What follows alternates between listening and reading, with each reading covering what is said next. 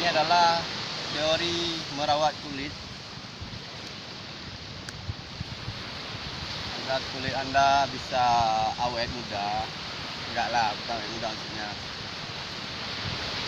Kadar garam yang terkandung di air laut itu bisa mengangkat sel-sel kulit mati.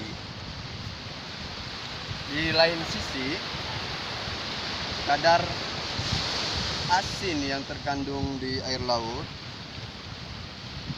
itu bisa meringankan penyakit kulit.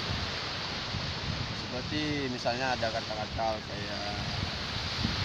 kayak gini, kata-kata gini kan. Nah, ini kalau ditaruh air laut, udah sembuh kan?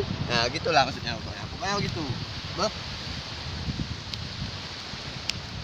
Jadi intinya adalah kadar asin di air laut itu, bahkan di pasirnya pun, itu sangat bermanfaat bagi kulit kita. Jadi paling tidak kita seminggu sekali di weekend kayak perlu untuk mandi laut sekali, merawat kulit.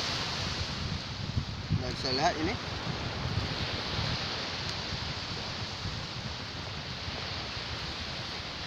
saya sering melakukan ini setiap pantai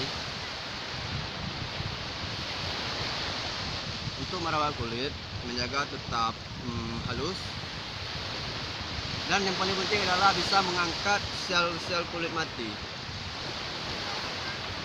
Tahu maksudnya kan sel-sel kulit mati? Misalnya ada bekas luka yang sudah sembuh dan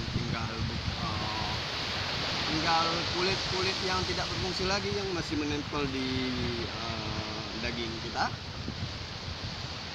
di otot maksudnya, di otot. Bacut salah berapa kan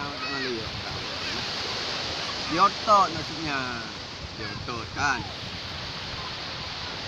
Ini bisa terlepas dia dengan kadar asin yang terkandung di air laut ataupun di pasirnya macam ini kan. Ini juga mengandung air laut ini, bisa lihat.